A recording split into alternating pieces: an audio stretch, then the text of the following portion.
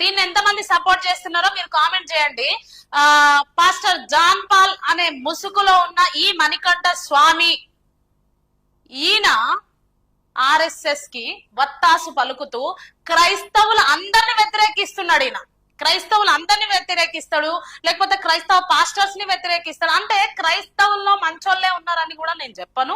ప్రతి ఒక్కరిలో ఒక ప్లస్ ఉంటే ఒక మైనస్ ఉంటది. అయితే ఈయన ఏమంటున్నాడో చూడండి. బెగ్గర్ మేక న్యూ స్ట్రాటజీస్ పార్ట్ 3 అంట.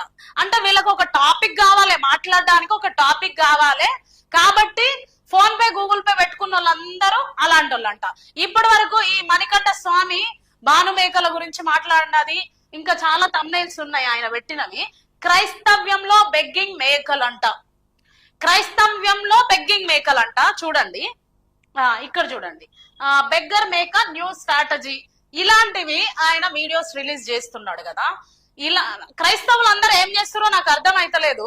ఈ భానుమేకల అనే ఆయన ఎంతో మందికి, క్రిస్టియన్ కి, ముస్లిమ్స్ కి, హిందుత్వం మాల వేసుకున్న వాళ్ళకి, అయ్యప్ప స్వాములకి, మళ్ళీ ఆంజనేయ స్వామి మాలలు వేసుకున్న వాళ్ళని కూడా ఎంతో మందిని